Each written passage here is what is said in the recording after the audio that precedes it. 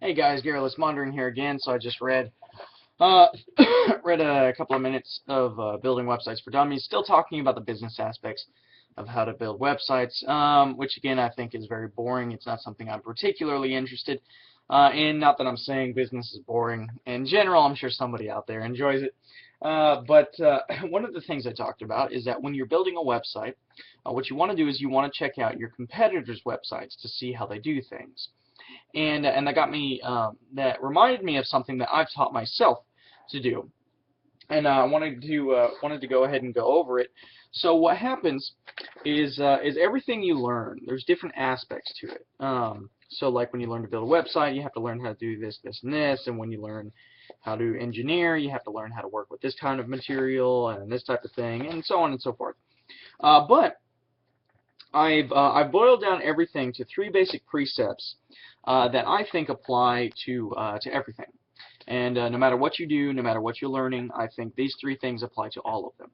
Unless you're inventing something completely new, in which case it'd only be two, I suppose. But so the three basic precepts, if you want to learn how to do anything, are this: the study of theory. So that is, if you're learning how to teach English, you study a grammar book, you study a phonetics book, and so on. The next one is you want to study examples, and this is the one that this book reminded me of. The section I was just reading is that when you do something, you want to see how other people do it or did it.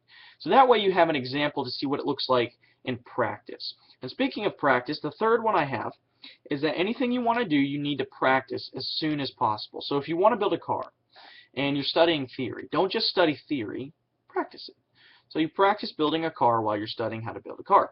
So those are the three main things I think that apply to everything that that anybody learns. Again, that is study of theory, study of examples, and the practice of the subject material. So if you guys agree with me or disagree with me, or you think my list could be more comprehensive, then feel free to let me know down in the comments below. I'll be happy to hear what you guys think.